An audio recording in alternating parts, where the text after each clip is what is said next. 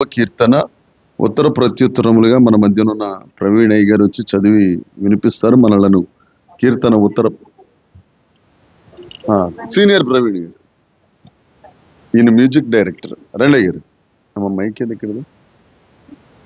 లేదు, మైక్ లేదు, అది ఇచ్చి రండి గారు.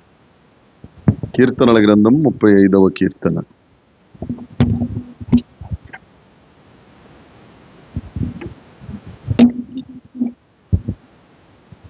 దేవుని నామమున మీ అందరికీ నా వందనాలు. మన ఉత్తర ప్రత్యుత్తరంగా 35వ దావీదు కీర్తన చదువుకుందాం. యెహోవా, నాతో వ్యాజ్యమాడు వారితో వ్యాజ్యమాడుము, నాతో పోరాడు వారితో పోరాడుము. కేడెమును డాలును పట్టుకొని నా సహాయమునకై లేచి నిలువుము. ఈట దూసి నన్ను తరుము వారిని అడ్డగింపుము, నేనే నీ రక్షణ అని నాతో సెలవిమ్ము. నా ప్రాణము తీయగోరు వారికి సిగ్గును అవమానమును కలుగునుగాక. నాకు కీడు చేయని ఆలోచించువారు వెనుకకు మళ్లింపబడి లజ్జపడుదురుగాక. యెహోవా దూత వారిని పారదోలును గాక, వారు గాలికి కొట్టుకొని పోవు పొట్టువలే నుందురు గాక. యెహోవా దూత వారిని తరుమును గాక, వారి త్రోవ చీకటి అయి జారుడుగా ఉండును గాక. నన్ను పట్టుకొనవలనని వారు నిర్నిమిత్తముగా గుంటలో తమ నొల్లనొట్టిరి, నా ప్రాణము తీయవలనని నిర్నిమిత్తముగా గుంట త్రవ్విరి. వానికి తెలియకుండా చేటు వాని మీదికి వచ్చును గాక, తాము వడ్డిన వలలు తానే చిక్కుబడును గాక, వాడు ఆ చేటులోనే పడును గాక. అప్పుడు యెహోవా యందు నేను హర్షించుదును, ఆయన రక్షణను బట్టి నేను సంతోషించెదను. అప్పుడు యెహోవా నీ వంటి వాడెవడు? మించిన బలము గారి చేతిలో నుండి దీనులను దోచుకుని వారి చేతిలో నుండి దీనులను దరిద్రులను విడిపించువాడవు నీవే అని నా ఎముకలన్నీ చెప్పును గాక. కూట సాక్షులు లేచుచున్నారు, నేను ఎరుగని సంగతులను గూర్చి నన్ను అడుగుచున్నారు. మేలునకు ప్రతిగా నాకు కీడు చేయుచున్నారు, నేను దిక్కులేని వాడనైతిని. 13వ వచనం అందరం కలిసి చదువుకుందాం అండి. వారు వ్యాధితో ఉన్నప్పుడు గోనె పట్ట కట్టుకుని ఉపవాసము చేత నా ప్రాణమును ఆయాసపరచుకొంటిని, అయినను నా ప్రార్థన నా ఎదలోనికే తిరిగి వచ్చి ఉన్నది. దేవుడి వాక్యం మనందరి వినికిడిలో దీవించి ఆశీర్వదించి ఫలభరితము చేయును గాక. ఆమేన్. ఆమేన్. ఆమేన్. కూర్చుందాం, అందరం కూర్చుందాం. దేవునికి స్తోత్రం. కీర్తనల గ్రంథం 33వ కీర్తన, 34వ కీర్తన మనం గతంలో ధ్యానించుకున్నాం. అవి జంట కీర్తనలు. అవును, జంట కీర్తనలు. అయితే 34వ కీర్తన 1వ వచనం దగ్గర నుంచి 10వ వచనం వరకు కృతజ్ఞతాస్తుతి, 11వ వచనం దగ్గర నుంచి ఆఖరి వచనము వరకు ఉపదేశము. అలాగే ఈ 35వ కీర్తన కూడా 1వ వచనం దగ్గర నుంచి 10వ వచనము వరకు యుద్ధ భూమిలో యుద్ధ శూరుడు. ఏంటండి? యుద్ధ భూమిలో యుద్ధ శూరుడు. 11వ వచనం దగ్గర నుంచి 17వ వచనము వరకు న్యాయస్థానములో నమ్మకమైన సాక్షి. ఎవరండి యుద్ధశూరుడు? ఎవరు? నమ్మకమైన సాక్షి ఎవరు? చెప్తాను. 18వ వచనం దగ్గర నుంచి ఆఖరి వచనము వరకు దేవుని ఆలయములో దేవుని ఆరాధికుడు. ఈయనెవరు? ఏ పైన దేవుడు, కిందకు వచ్చేసరికి దావీదు గారు. 3 దావీదే. యుద్ధ భూమిలో యుద్ధశూరుడిగా ఉన్నది దావీదే, న్యాయస్థానంలో నమ్మకమైన సాక్షిగా ఉన్నది దావీదు గారే, దేవుని ఆలయానికి వచ్చి దేవుడిని ఆరాధించింది కూడా దావీదు గారే. అయితే ఈ కీర్తన రాసినప్పుడు 34వ వచనంలో అదుల్లాము గుహలో ఉన్నారు. ఈ అదుల్లాము గుహలో కూడా ఉన్నాడని దావీదుకు తెలిసిపోయిన తరువాత అక్కడి నుంచి ఎన్గెది అనే గుహ దగ్గరికి, ఎన్గెది అరణ్యము, ఎన్గెది గుహ, అక్కడికి ప్రయాణమై వెళ్తున్నప్పుడు విసిగిపోయి వేసారిపోయి రాసిన కీర్తనే ఈ కీర్తన. దావీదు చాలా మంచోడండి, చాలా మంచోడు. దావీదు అందరికీ సహాయం చేసేవాడు. అమ్మ కొట్టేస్తున్నావే పిల్లని, కొంచెం గట్టి కొట్టు, పడుకుని పో, దేశరక్తం చేయం, అలా తొయ్యకూడదు. అయితే దావీదు అందరినీ నమ్మేవాడు, అందరినీ ప్రేమించేవాడు, అందరికీ సహాయం చేసేవాడు. ఎవరినైతే ప్రేమించాడో, ఎవరినైతే నమ్మాడో, ఎవరికైతే సహాయం చేశారో వారే దావీదు గురించి సౌలు దగ్గరికి వెళ్ళి సౌలు హృదయంలో విషంతో నింపేసేవారు. అసలు వీళ్ళిద్దరికీ ఎక్కడ బయలుదేరింది గొడవ, ఎక్కడ ప్రారంభమైంది అని అంటే, స్త్రీలు పాటలు పాడారు. ఏమని?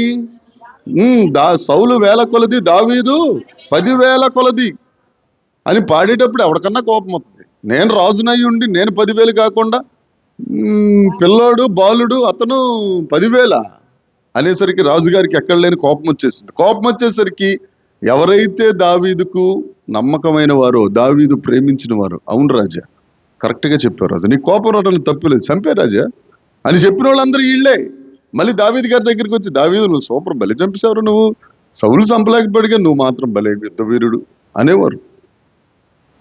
అలాంటి వారందరి కొరకు ప్రార్థన చేస్తూ రాసిన కీర్తన 36వ కీర్తన.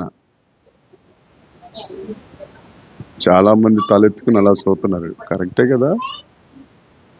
35వ కీర్తన చదువుదాం. 1వ వచనప్పుడు, యెహోవా నాతో వ్యాజ్యమాడు వారితో వ్యాజ్యమాడుము, నాతో పోరాడు వారితో పోరాడు. నాతో యుద్ధం ఏమీ చేయలేక శత్రువుల్ని జయించే ఆ శక్తి లేక తినడానికి ఆహారమే లేదు అరణ్యంలో దావీదు గారికి. ఆయన వెనకాల 600 మంది. వీళ్ళకి అన్నం తినడానికే అవకాశం లేదు. ఇంక ఎక్కడ దెబ్బలాడతారు? దేవుడి దగ్గరికి వచ్చి అంటున్నారు, ప్రభువా నువ్వే మా పక్షాన వ్యాజ్యమాడు, నువ్వే మా పక్షాన పోరాడు. ఈ పోరాడుతుంటే చీకటిలో చిరుదీపంలాగా యోనాతాను, ఏమండి, యోనాతాను ఎవరి కుమారుడు? సౌలు గారి కుమారుడు, దావీదుకు స్నేహితుడు. మీకాలం చేసుకున్నాడు కాబట్టి బావమరిది. యోనాతాను గురించి లేఖనం చెప్తుంది, స్త్రీలు ప్రేమించేంత ప్రేమ దావీదు పట్ల చూపినవాడు యోనాతాన్. అంటే దీన్ని బట్టి స్త్రీలు చప్పట్లు కొట్టుకోవాల్సిన మాట ఏంటంటే, మగోళ్ళ కంటే మీరే బాగా, ఇప్పుడు మాత్రం అడగకుండా చెప్పేస్తారు,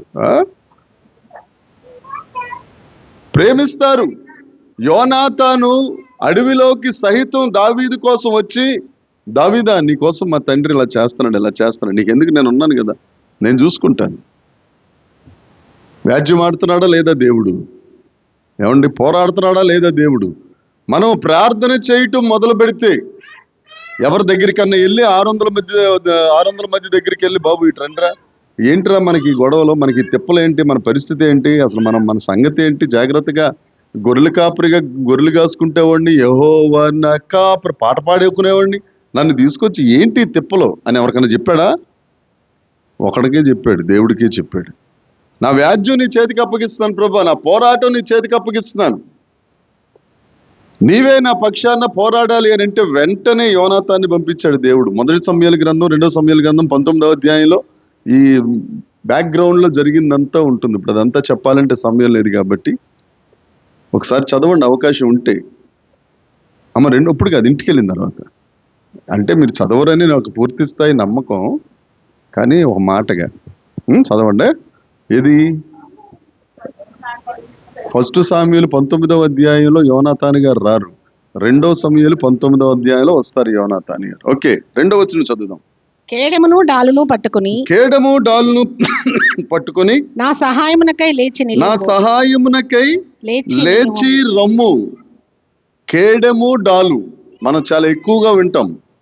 ఎఫెసీ పత్రిక 6వ అధ్యాయంలో కూడా సర్వాంగ కవచం, ఆ సర్వాంగ కవచంలో ఈ కేడెము డాలు చాలా భయంకరమైన పాత్రను పోషిస్తాయి. అపవాది వేసే అగ్ని బాణాలను అడ్డుకునేది కేడెం. వాక్యమనే ఆత్మ ఖడ్గము చేత యుద్ధం చేయటానికి కత్తి దోస్తున్నప్పుడు అడ్డుపడేది డాలు. మనం క్రైస్తవ జీవితంలో ఒక విశ్వాసంతో మనం ఉండాలి, ఒక భక్తి పరులుగా ఉండాలి, ఒక నమ్మకమైన వానిగా మనం ఉండాలి అని అంటే కేడెం ఉండాలి, డాలు ఉండాలి. పాత నిబంధనలో దేవుడే అంటాడు, నేనే నీ కేడెము. పోయిన వారం దేవుడు మనతో మాట్లాడారు. 15వ అధ్యాయము 1వ వచనము, ఆ సంఖ్యాకాండమా ఆది కాండం అందరికీ గుర్తుంది. మాట్లాడతారు ఏమని? ఈ సంగతులు జరిగిన పిమ్మట యెహోవా వాక్కు అబ్రహాము దగ్గరకు వచ్చి, అబ్రామా భయపడొద్దు, నేనే నీ కేడము, నీ బహుమానం అత్యధికమైపోతుంది. ఆ కేడమైన దేవుడు ఎవడైనా ఒకవేళ మన మీదకి బాణ వేశాడు అనుకోండి, దేవుడికి తగులుతుంది. తర్వాత అది దేవుణ్ణి దాటుకుని మన దగ్గరికి రావాలి.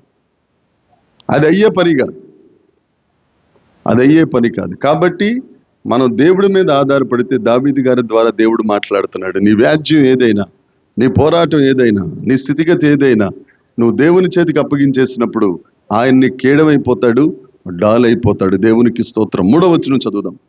ఈట దూసి నన్ను తరుము వారిని ఈట దూసి నన్ను తరుము వారిని అడ్డగింపుము, నేనే నీ రక్షణ అని నాతో సెలవిమ్ము. ఇది మాత్రం మన ప్రతి ప్రార్థనలో ఉండాలండి. ఈట దూసి నీవు నన్ను తప్పించు ప్రభువా. తప్పించడమే కాదు, కేడము డాలు ఈట అయిపోయి నన్ను కాపాడటమే కాదు, నాకు ఒక స్టేట్మెంట్ కావాలి, నీ దగ్గర నుంచి నాకు ఒక మాట కావాలి. ఏమిటా మాట? నేనే నీకు రక్షణ దావీదా, నేనే నీకు రక్షణగా ఉంటాను. నా రక్షణ కేడము, నీ రక్షణ కేడము నేనే. 18వ కీర్తనలో మనం పాట పాడతాం, యెహోవాను గానము అనే పాట పాడుకున్నప్పుడు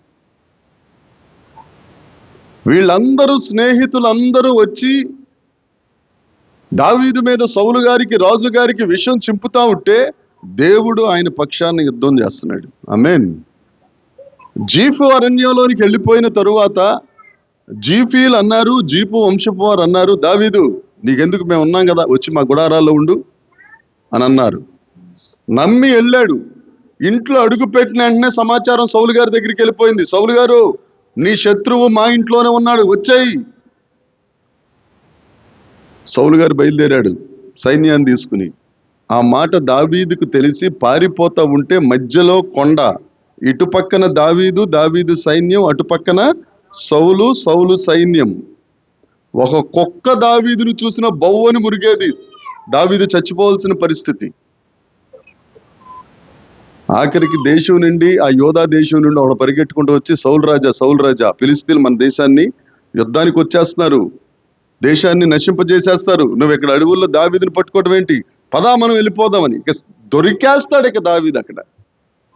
అక్కడతో దావీదు చరిత్ర అంతమైపోతుంది. ఒక మాట చెప్తానండి, సాతానుడు ఎప్పుడు ఎవరి మీద భయంకరమైన కాన్సన్ట్రేషన్ పెడతాడో తెలుసా, కనుదృష్టి పెడతాడో తెలుసా?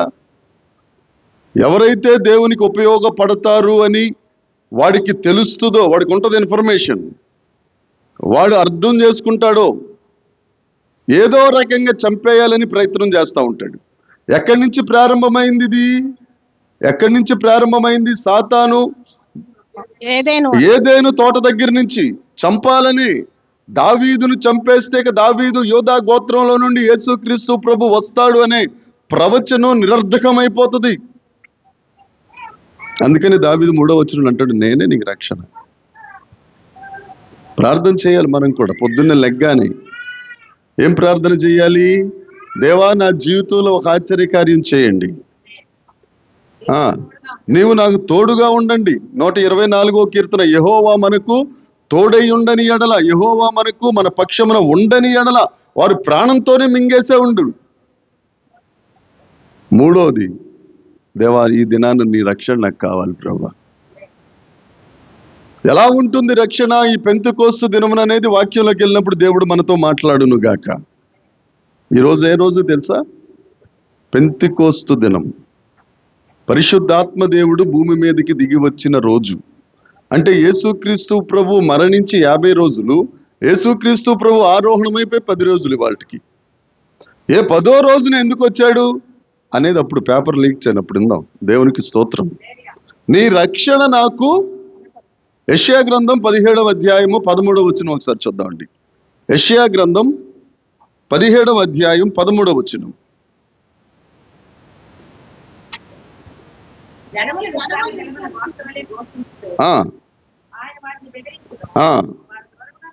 వారు దూరంగా పారిపోతారు,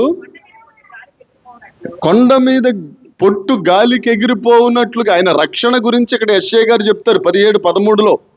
నీ శత్రువులు ఎలా పారిపోతారట? కొండ మీద పెట్టబడిన పొట్టు. మామూలుగానే పొట్టు ఎగిరిపోద్ది, గాలికి చెదరగొట్టు ఎక్కడున్నది? ఏ కీర్తన? అబ్బో, గుండెలు ఇడిపోతున్నాయి ఈ మధ్య నాకు. దేవునికి స్తోత్రం. ఈ పొట్టు ఎగిరిపోనట్లుగా నీ శత్రువులు ఎగిరిపోతారు, దేవుడు నీకు రక్షణ ఇస్తాడు. జాగ్రత్తగా సింహానికి వేట దొరికినట్లుగా నువ్వు దొరికిపోయే పరిస్థితులు అయిపోయింది నీ పని.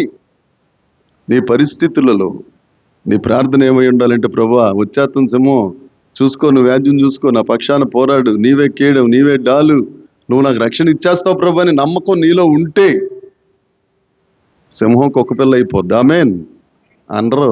అంత నిదానంగా అన్నారు? కొంచెం గట్టిగా. దేవునికి స్తోత్రం. 4వ వచనం చదువుదాం. నా ప్రాణము తీయగోరు వారికి సిగ్గును అవమానమును కలుగును గాక. నాకు కీడు చేయ ఆలోచించువారు వెనుకకు మళ్ళింపబడి లజ్జింపబడుదురు గాక. మొదటి వచనం 2వ వచనంలో ప్రార్థన చేశాడు ఏమని? నా వ్యాజ్యం నువ్వే ఆడు ప్రభువా, నా పక్షాన నువ్వే యుద్ధం చేయి ప్రభువా, నీ రక్షణ నాకు చూపించు ప్రభువా అని ప్రార్థన చేశాడు. 4వ వచనం వచ్చేసరికి ఏమైంది? ప్రాణము తీయగోరు వారట వెనుకకు మళ్ళింపబడి. సిగ్గు అవమానము. మీకు వెంటనే ఫరో సైన్యం గుర్తొచ్చేయాల. ఏమండి, అప్పుడు దాకా బానిసలుగా ఉన్నారు ఇజ్రాయేలీలు. ఎన్ని సంవత్సరాలు? 1 సంవత్సరమా, 2 సంవత్సరాల, 3 సంవత్సరాల? 430 సంవత్సరాలు బానిసలుగా ఉన్నవారు బయలుదేరి జాగ్రత్తగా పాటలు పాడుకుంటా వస్తా ఉంటే ఫరో గారు చూడలేకపోయాడు. శ్రేష్టమైన రథాలు వేసుకుని శ్రేష్టమైన సైన్యాన్ని తీసుకుని చంపేద్దాం అనుకుని వచ్చేసాడు వెనకాల పరిగెత్తుకుని. మోషే ఒక్కడి విశ్వాసం, మోషే ఒక్కడి దీనత్వం, మోషే ఒక్కడి విధేయత 30 లక్షల మందిని సముద్రం దాటించేసింది. శత్రువులందరూ సిగ్గు అవమానం. సిగ్గుపడితే పర్లేదు, ముసుముసు నవ్వులు నవ్వుకుని పక్కకి వెళ్ళిపోవచ్చు. అవమానం అది ఇక బ్రాండ్ అనమాట. ISI మార్కెట్ అవమానం అంటే. అంతేకాదు, వాడు కీడు చెయ్యనోళ్ళు నాలోచించు వారు వెనుకకు మళ్ళీ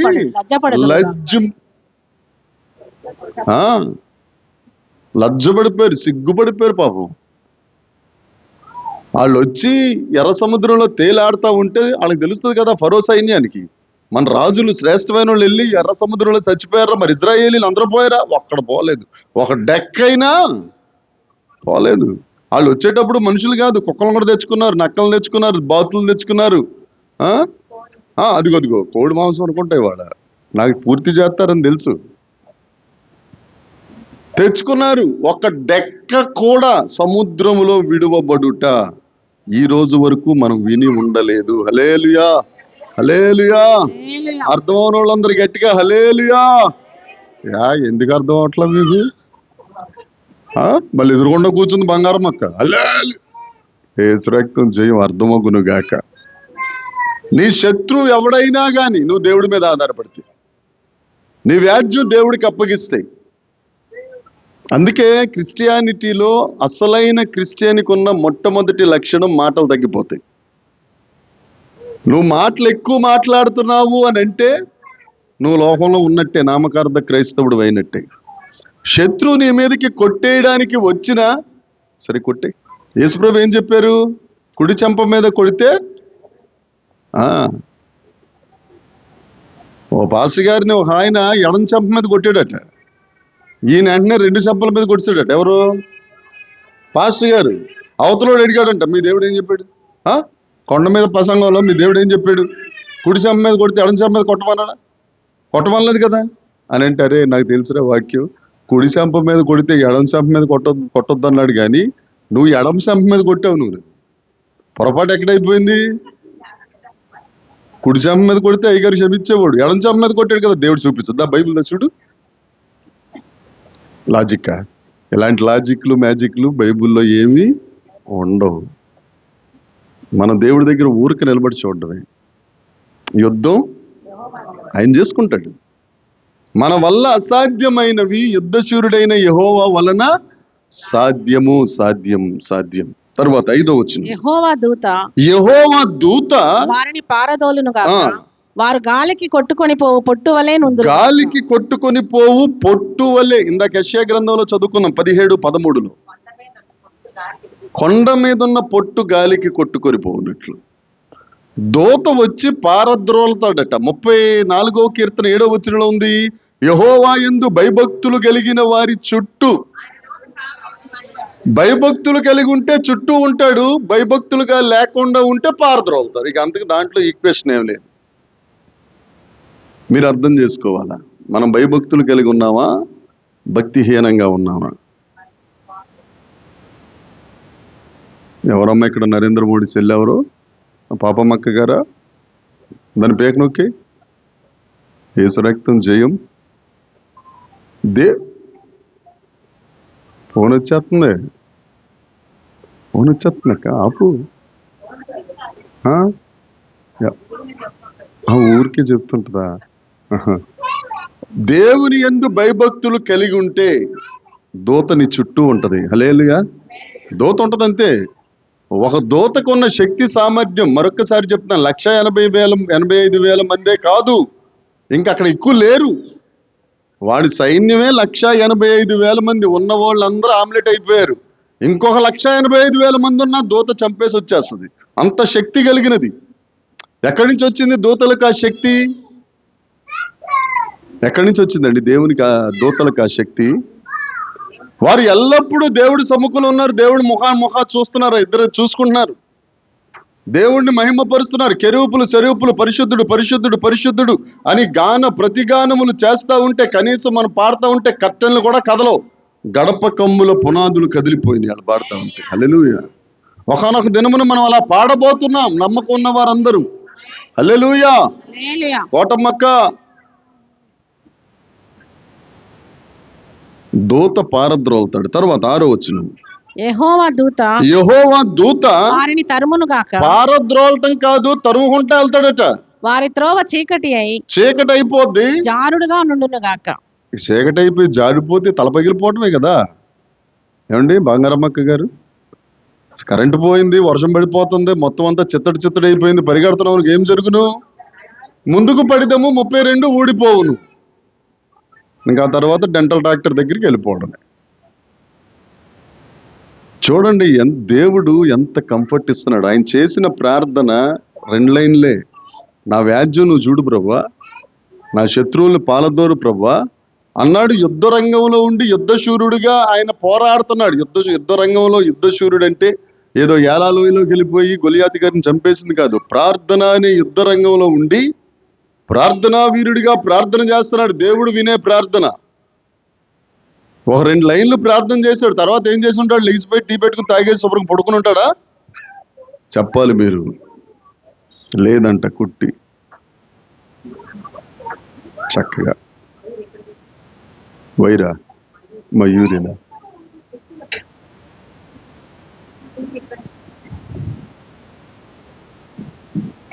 మీ ప్రసంగం ఆపితే నేను మొదలెడతా. రేపు పొద్దున్న నాకు కూడా చెప్తావు బుజ్జి ఇట్రా అడు కూర్చో. పృథ్వీ అనుకుంటాడు, ఆల్రెడీ చెప్తారు కదా. ఇక్కడ దేవునికి స్తోత్రం. ఎవరు అలేలియా చెప్పలేదు. లేలియా 7వ వచనం చదువు. నన్ను పట్టుకొనవలెనని వారు నిర్నిమిత్తముగా నా గుంటలో తమ వల నొడ్డిరి. వారి నిర్నిమిత్తముగా గుంటలో తమ వల ఒడ్డిరి. నా ప్రాణము తీయవలనని నిర్నిమిత్తముగా గుంట ఆల్రెడీ అన్ని రెడీ చేసేసారు. గుంట రెడీ చేసేసారు. గుంట దేనికి సాదృశ్యం? సమాధికి సాదృశ్యం. సమాధి తవ్వేశారు 6 అడుగులు. పాటలు పాడేద్దామని మ్యూజిక్ డైరెక్టర్లను కూడా తీసుకొచ్చేశారు. ఏం పాట అది? పరలోకము. నాకు తెలుసు ఆ పాట పాడతాను. నా దేశము పరదేశి నేనిలా లోకమేగా నేను యాత్రి కూడాను అని పాడుతూ ఉంటే ఆయన ఇది ప్యాడ్స్ ప్లే చేస్తూ ఉంటే దండలు వేసేవాళ్ళు దండలు వేస్తూ ఉంటే పూలు ఇసిరేవాళ్ళు ఇసురుతూ ఉంటే అయిపోయింది కదా. వాళ్ళందరూ అవన్నీ రెడీ చేసేసారు. ఎవరు? శత్రువులందరూ. సౌలు గారి టీం అంతా. ఒక సీక్రెట్ చెప్పమంటారా? సౌలుకి దావీదుకి, హేబేలుకి కయ్యోనికి, ఇష్మాయేలుకి ఇస్సాక్కి. సౌలు సైన్యం వైపు చూస్తున్నాడు, దావీదు మీకు అర్థమైపోయింది కదా. కాబట్టి మనం ఎవరి వైపు చూద్దాం అంటారు. ఇక్కడ అంటారు సార్ వీళ్ళు మెట్లు దిగిన వెంటనే, పాస్టర్ గారికి ఏం తెలుసులే, పాస్టర్ అమ్మగారు పెద్ద ఉద్యోగం చేస్తుంది, వాళ్ళ అమ్మాయి ఉద్యోగం చేస్తుంది, ఇంకో అమ్మాయి బాధలు ఉన్నాయిలే, ఒకవేళ బాధలు పెడితే మాత్రం ఊరుకుంటాడా ఏంటి? మనం కొద్దిగా అటు చూద్దాం, కొద్దిగా మధ్యస్థంగా వెళ్ళిపోతే వయా మీడియా బాగుంటది. బాగుండేది ఏమి ఉండదు అమ్మా. అయితే అటు, లేతే అయితే వెచ్చగా, లేకపోతే అటు ఇటుగా ఉన్నాం మనకి ఏం చేస్తాడంటే దేవుడు నోట్లో నుంచి ఉమ్మేస్తాను.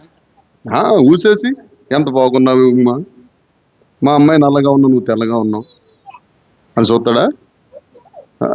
ఎవరన్నా ఉమ్మేసిన వాళ్ళు, ఉమ్మేసి చూసుకున్న వాళ్ళు, ఆనందపడిన వాళ్ళు ఎవరు ఉంటే చేయొద్దండమ్మా. ఆత్మకూరు బస్ స్టాండ్ నుంచి మంచి మాల తెప్పిద్దాం, తామర పూల మాల. ఎవరు చూడరు, ఉమ్మేస్తాడు దేవుడు. దేవుడి మీదే ఆధారపడదాం. దేవునికి స్తోత్రం. రాకడకు చాలా దగ్గరగా ఉన్నాం మనం, చాలా దగ్గరగా ఉన్నాం. నాకు తెలిసి మన జనరేషన్ అయ్యే లోపల రాకడ వచ్చేస్తుంది.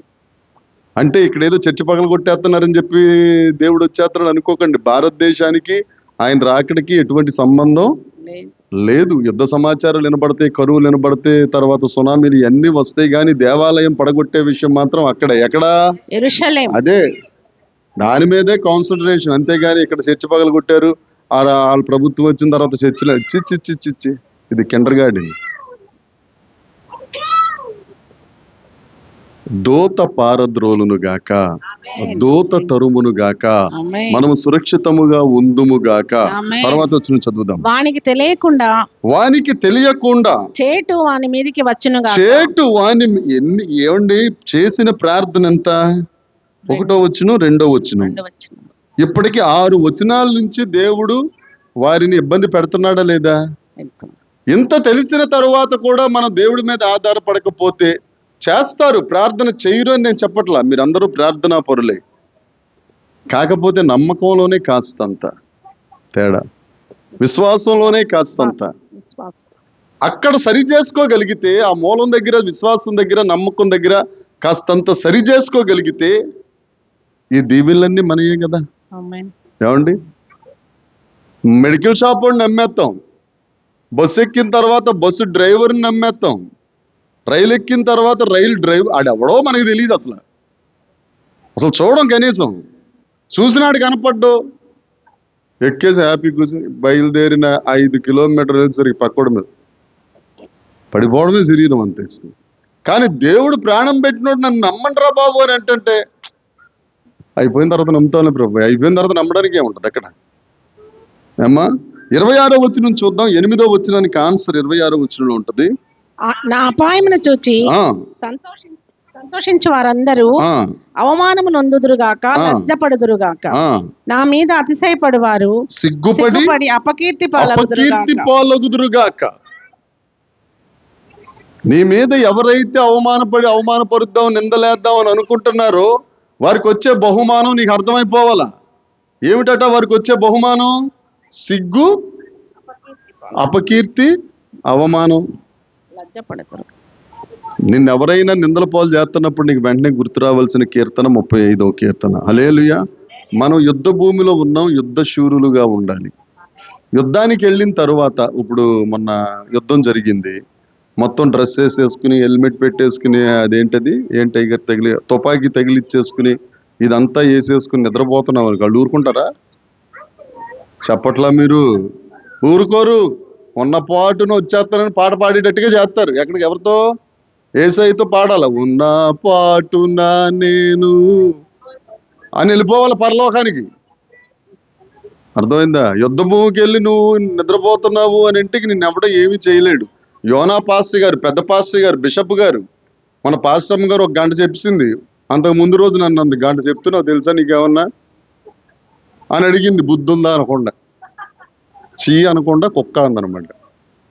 ఏమండి, ఆ తర్వాత రోజు ఈవిడే 1 గంట 10 నిమిషాలు ఎంత చెప్పేసి 1 గంట చెప్పేసి, అది నిన్న డైలాగ్ ఏమనుకోవాలి అనేది నేను గుడించుకున్నాను. యోనా పాస్టర్ గారు ఓడెక్కి నిద్రపోతున్నాడట. అప్పుడు ఆ క్యాప్టెన్ వచ్చి ఏమన్నాడు? యోనా గారు అన్నాడా? ఓయి, భయంకరమైన మాట కదండి. ఒక ప్రవక్త ఆయన వస్తుంటే రాజులు గడగడలాడిపోతారు. జాగ్రత్తగా ఉందాం. మనం దేవుణ్ణి స్తుతించుట వలన శత్రువు మనకు దూరం అయిపోతాడు. హల్లెలూయా. ఆమేన్. హల్లెలూయా. నువ్వు స్తుతిస్తా ఉంటే దూతలు నీ చుట్టూ ఉంటారు, వచ్చేస్తారు అంతే. ఎక్కడ 2-3 ఉండి స్తుతిస్తా ఉంటారో మొత్తం ఆ దూతల సమూహం దేవుడు 2-3 ఇశ్రాయేలీలు చేయు స్తోత్రముల మీద ఆసీనుడు. మనం ఆధ్యాత్మిక ఇజ్రాయేలీలు. ఇప్పుడు మనం స్తుతిస్తున్నాం అనుకో, మనతో పాటు ఎవరొస్తారు? కెరూబులు ఉంటారు, సెరూబులు ఉంటారు, ఆసీనుడైన దేవుడు ఉంటాడు. ఇక్కడ దేవునికి స్తోత్రం. మన దేవుని సన్నిధికి వెళ్ళి దేవుణ్ణి స్తుతిస్తున్నాం. ఆమేన్. చప్పట్లు కొట్టమంటే అట్లేస్తుంటారు కొంతమంది.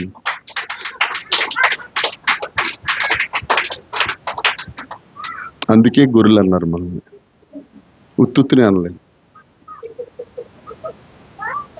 గట్టిగా నవ్వండి పర్లేదు, ఎవరే అనుకోరు. వచ్చిన దగ్గర నుంచి నవ్వుతానే ఉన్నాడు ఆయన. ఎందుకు నవ్వుతున్నాడు అనేది మా ఇద్దరికే తెలుసు. నేను చెప్పను, మీరు చెప్పకండి. చెప్తే గొడవలు అయిపోయింది.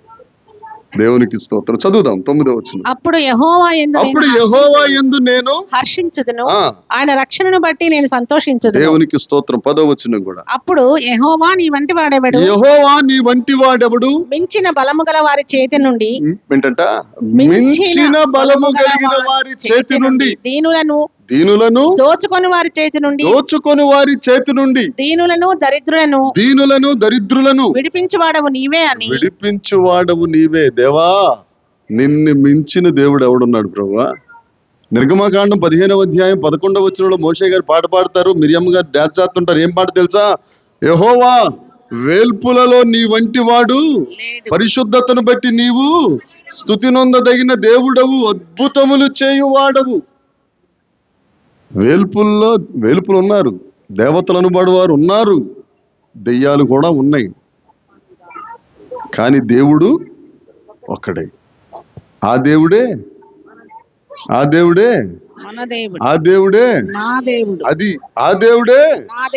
దేవునికి స్తోత్రం. ఆయన అద్భుతాలు చేస్తాడు. నీకు అద్భుతం కావాలి అని అంటే, ఆ మించిన బలము గారి చేతిలో నుండి నిన్ను తప్పించాలి అని అంటే, ఒక్కడే దేవుడైన, యుద్ధశూరుడైన, సైన్యములకు అధిపతి అయిన యెహోవా దగ్గరికి వచ్చే ఆ పాదాల మీద పడిపో. 18వ కీర్తన 34వ వచనం. ఇవి నాకు ప్రసంగం చేస్తున్నట్టుంది. 18వ కీర్తన 34వ వచనం.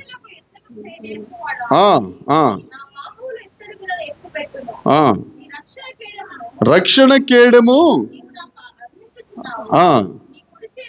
ఓ పాట ఉంది కదండి, దాంట్లో ఒక చరణం ఈ పాట. ఏం చరణం అది? రక్షణ కేడము నాకందించి క్షయముగా తన పక్షము చేర్చిన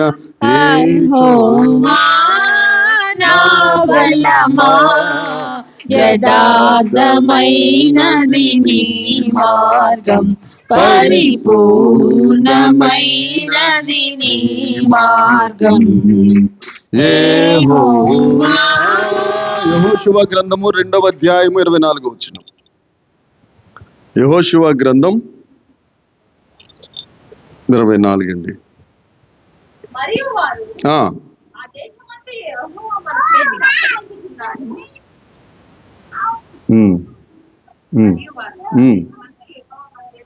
అప్పగించుచున్నాడు. అది కాదు, యెషయా గ్రంథం 5వ అధ్యాయం తీయండి. యెహోషువ గారి దగ్గరికి దూత ఒక ఆయన నిలబడుచుంటాడు. అక్కడ 13వ వచనం 14వ వచనం. దానిని యెహోషువ 5వ అధ్యాయం 13వ వచనం 14వ వచనం. కన్నులెత్తి చూడగా నిలిచి ఉండెను, వెళ్ళి మా టీమా అవతల టీమా అని అడిగాడు. దేవునికి స్తోత్రం. యెహోవా సేనాధిపతి అంటే ఎవరు? యేసుక్రీస్తే. పాత నిబంధనలో యేసయ్యకున్న టైటిల్స్ ఒక 22 టైటిల్స్ ఉంటాయి. అందులో ఒకటి యెహోవా సేనాధిపతి. సైన్యములకు అధిపతి యెహోవా అనేది తండ్రికి సంబంధించింది. యెహోవా సేనాధిపతి యేసుక్రీస్తు ప్రభువుకు సంబంధించింది. అక్కడ యెహోషువ యుద్ధం చేయటానికి రెడీగా ఉంటే యెహోవా సేనాధిపతి వచ్చేసాడు అక్కడికి. కత్తి పట్టుకుని, మరి కత్తి దూసిన కత్తి అని రాసి ఉంటుంది అక్కడ. ఏమండి? ఎందుకు? వారి పక్షమున యుద్ధం చేయటానికి. నువ్వు కూడా దేవుని సన్నిధిలో, ప్రభువా నా వ్యాజ్యం నీ చేతికి అప్పగిస్తాను తండ్రి, నిన్ను మహిమపరుస్తాను ప్రభువా అని నువ్వు చెప్పగలిగితే యెహోవా సేనాధిపతి నీ పక్షమున ఉండునుగాక. ఆమేన్. ఆయన మన పక్షమున ఉండగా మనకు విరోధి ఎవడు? లేడు. ఆ యెహోవా సేనాధిపతిని బట్టి, ఆయన ఇస్తున్న విడుదలను బట్టి, ఆయన ఇస్తున్న సంరక్షణను బట్టి అందరూ నిలబడదాం, దేవునికి స్తోత్రాలు తెలియచేద్దాం.